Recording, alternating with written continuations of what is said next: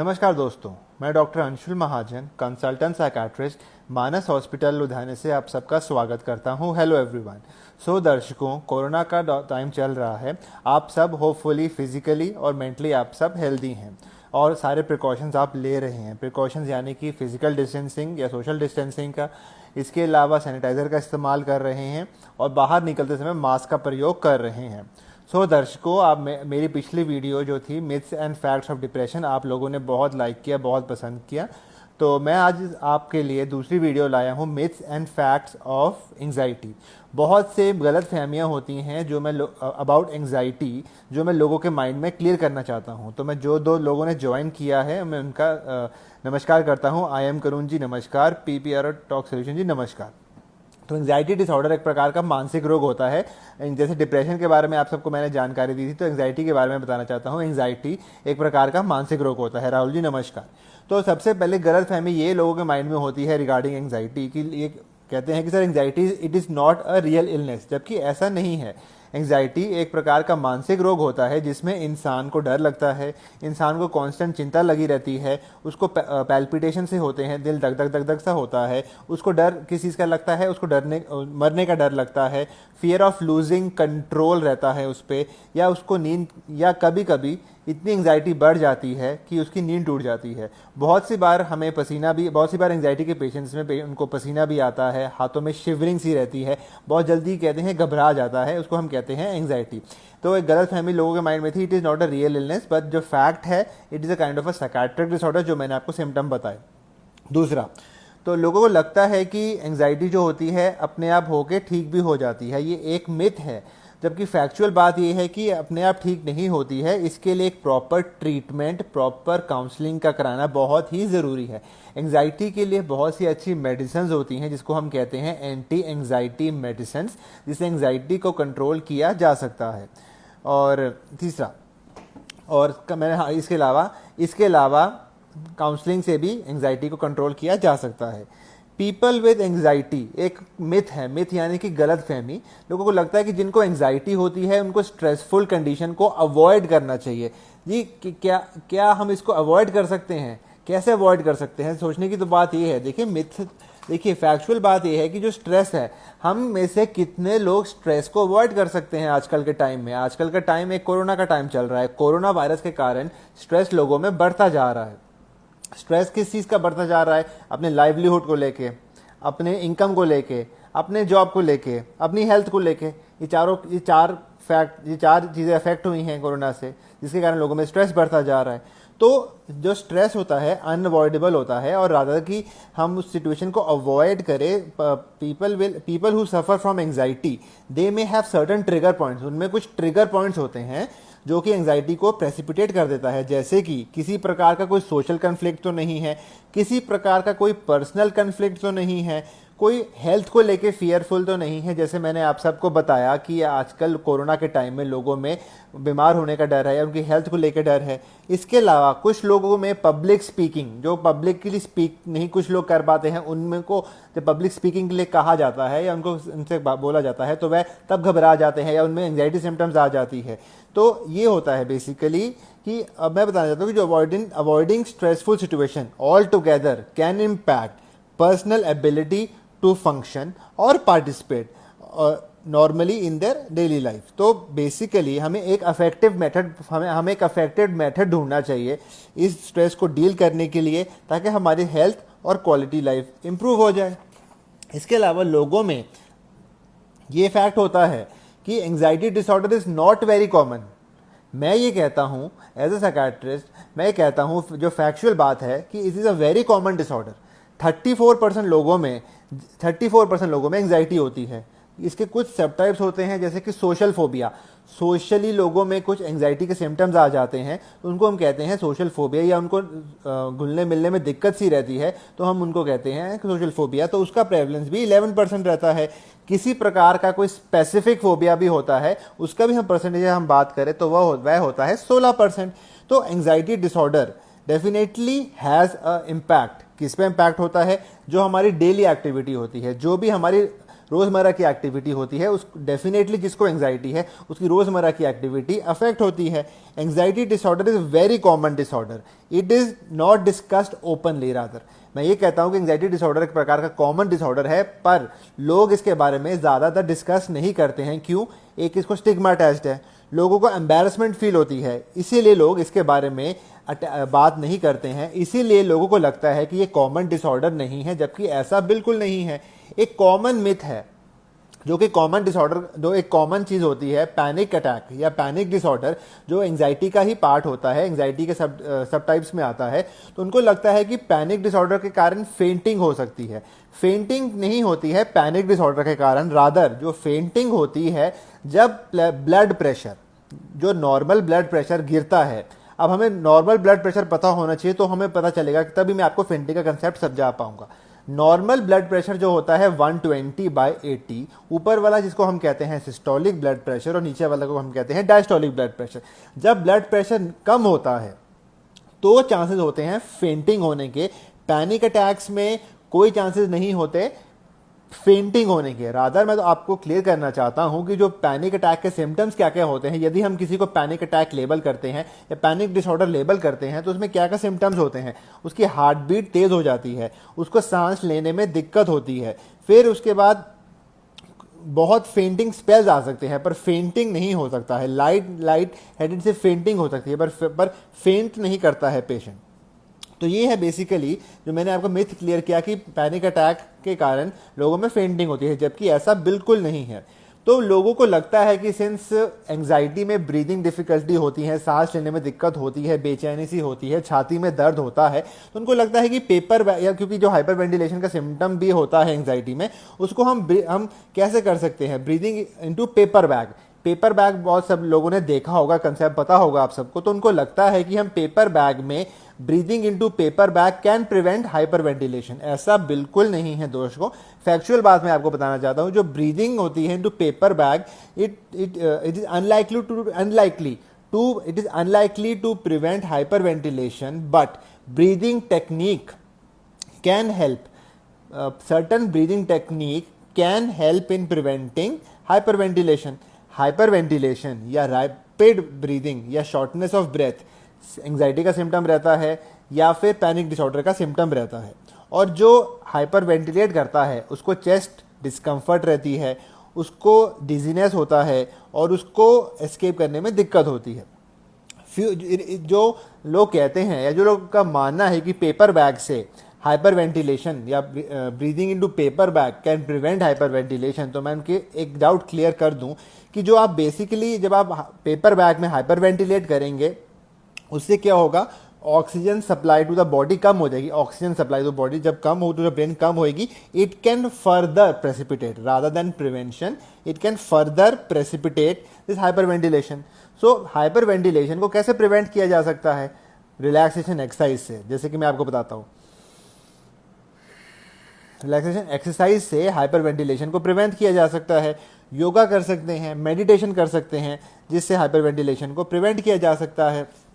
जो फैक्चुअल बात है वो मैं आपको बता रहा हूँ, ठीक है जी।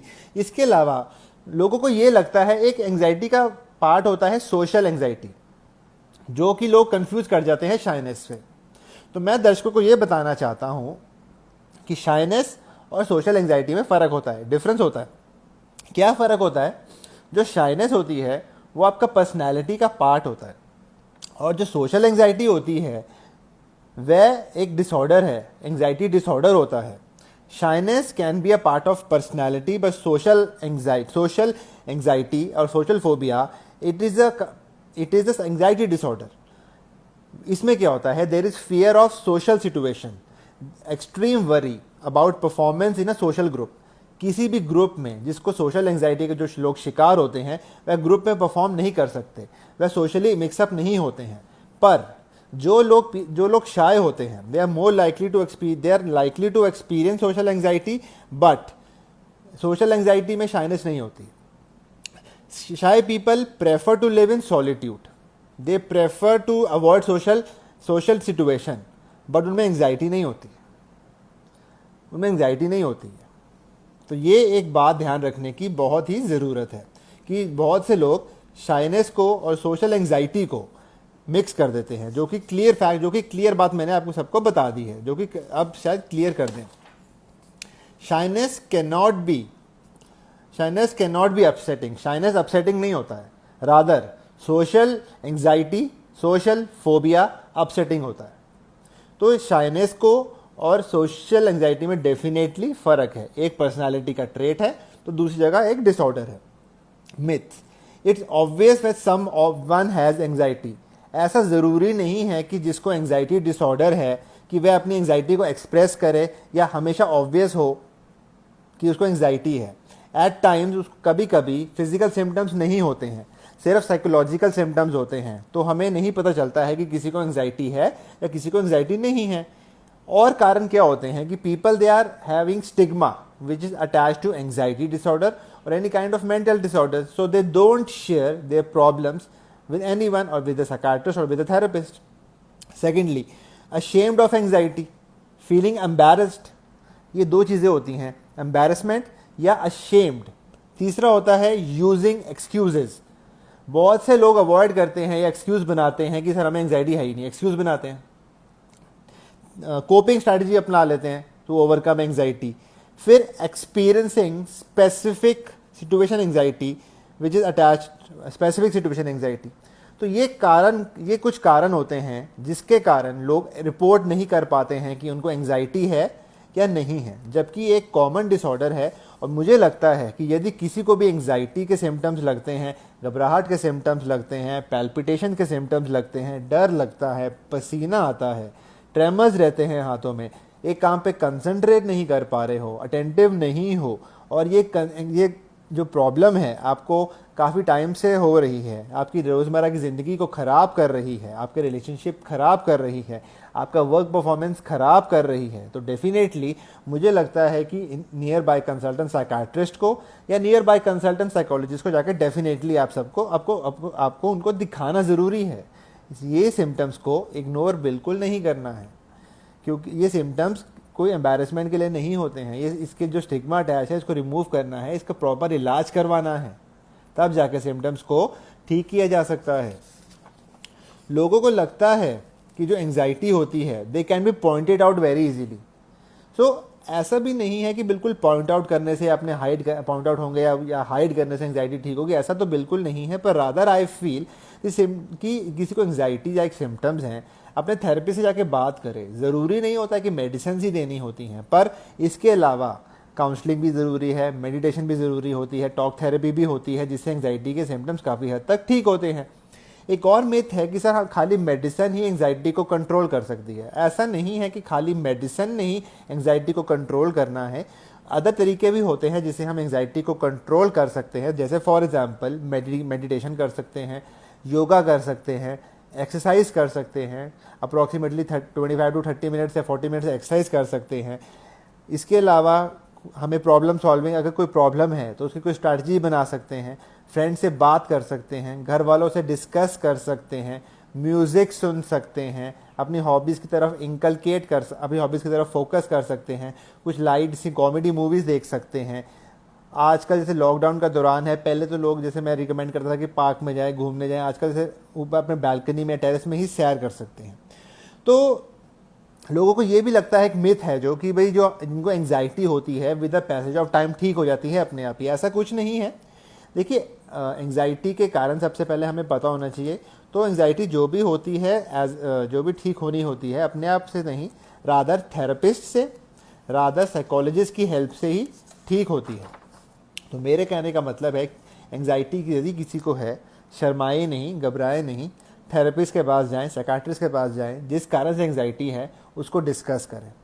इसके अलावा लोगों को लगता है कि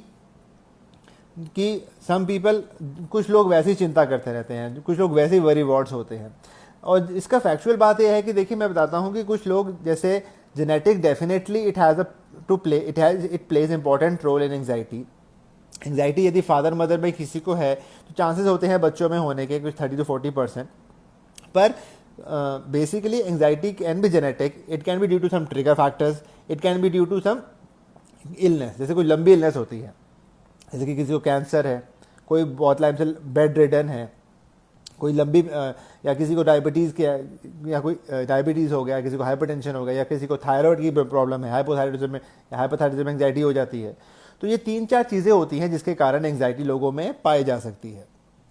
तो बेसिकली ऐसा क्या होता है, ऑलवेज टू नीड लिटिल, एक मिनट, मिथ एक ये है कि इसके लिए खाली मेडिसिन ही होती हैं। मेडिसिन के अलावा जैसे मैंने बताया कि थेरेपी भी होती है, टॉक थेरेपी भी होती है, योगा भी होता है और कॉग्निटिव बिहेवियर थेरेपी ही होती है। लोगों को लगता है कि एंग्जाइटी को दूर करने के लिए हम थोड़ा सा ड्रिंक ले लें या कुछ भी कॉकटेल बना के ले लें तो उससे हमारी एंग्जाइटी दूर हो जाती है। देखिए वो सिर्फ टेम्पररी टाइम के लिए एंग्जाइटी दूर होती है। Rather what I have seen in my clinical practices, alcohol के कारण या किसी भी नशीले प्रोडक्ट के कारण एंग्जाइटी और डिप्रेशन के सिम्टम्स बढ़ जाते हैं, कम नहीं होते हैं। हम वो टेम्पररी रिलीफ से बाकी प्रॉब्लम्स भी तो हम इंकलकेट ऐड ऑन कर रहे हैं। कॉकटेल ज़्यादा पीने से, अल्कोहल ज़्यादा पीने से फिजिकल प्रॉब्लम्स भी तो पाई जा सकती हैं। तो हम एक प्रॉब्लम को कम कर रहे हैं और ज़्यादा दूसरी प्रॉब्लम को बढ़ा रहे हैं। तो आई फील कि only medications can improve anxiety symptoms or medications can improve the depressive symptoms rather than giving cocktail to anyone. So दर्शकों, ये था मेरा video regarding myths and facts of anxiety. यदि आपको मेरा वीडियो पसंद आए तो आप इसको लाइक कीजिएगा। जो दर्शकों ने ज्वाइन किया है, सॉरी मैं उनका वेलकम करना भूल गया, मैं जरा उनको वेलकम कर लेता हूँ। डिलाइट बाय ममता नमस्कार जी, रवि सहोता नमस्कार जी, अरमान 80 नमस्कार जी, अंशुल ठाकुर जी नमस्कार, ओंकार के ज्वाइन नमस्कार, मंजीत सिंह जी नमस्कार, ग्रोवर 517 नमस्कार, राहुल राय जी नमस्कार, टॉकनेस जी नमस्कार, डॉक्टर कुकी जी नमस्कार, राहुल राय जी नमस्कार, आर के शर्मा जी नमस्कार, विशाल कुमार जी नमस्कार, आई एम करुण जी नमस्कार, आर के शर्मन जी नमस्कार, टैक्स सोल्यूशन जी नमस्कार, आई एम करुण जी नमस्कार। सो दर्शकों, थैंक यू, आपने मेरा वीडियो लाइक किया। अब मैं अपने नेक्स्ट वीडियो में जो भी फैक्ट्स हैं, एक स्किज़ोफ्रेनिया डिसऑर्डर होता है, myths and facts of schizophrenia, उसके बारे में जो भी गलत फहमियाँ हैं वो मैं आप सबको बताऊँगा। तो प्लीज़ स्टे ट्यून, मेरे वीडियो पे लाइक कीजिए, कमेंट कीजिए और शेयर कीजिए। यदि किसी को सिम्टम्स रहते हैं घबराहट के, एंग्जाइटी के, डर के, कांस्टेंट डर लगा रहता है, कांस्टेंट चिंता लगी रहती है, फ्यूचर को लेके चिंता लगी रहती है, घबराहट सी रहती है, हाथों पाँव में कंपन सी रहती है, मरने का डर लगता है, फियर, अपने आप को खोने का डर लगता है, होपलेसनेस फील होती है, पावरलेसनेस फील होती है, डर के मारे नींद टूट जाती है, अधिक लेवल का पसीना आता है, या किसी प्रकार का माइंड में डर या घबरा जाते हो किसी पर्टिकुलर सिचुएशन के प्रति, तो वह कंसल्टेंट साइकाट्रिस्ट को जाके दिखा सकते हैं, मेरा नंबर, या फिर कंसल्टेंट साइकाट्रिस्ट को जाके दिखा सकते हैं।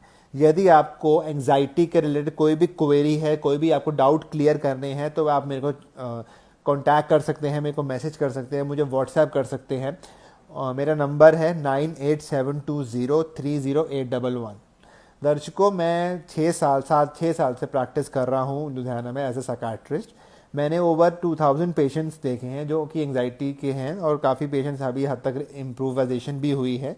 लोगों के माइंड में जो था कि हमें लाइफ लॉन्ग मेडिसिन खानी पड़ती है, जी ऐसा नहीं है। बहुत से पेशेंट्स की मैंने मेडिसिन कम भी कर दी है और वो काफ़ी खुश भी हैं। और मैं अप्रॉक्सीमेटली 2000 से ऊपर एंग्जाइटी के पेशेंट इस 7 ईयर्स में देख चुका हूँ। तो कभी भी कोई डाउट हो एंग्जाइटी के प्रति या डिप्रेशन के प्रति, आप मुझे कॉल कर सकते हैं। मेरा नंबर मैंने दोबारा बता देता हूँ, 9872030811।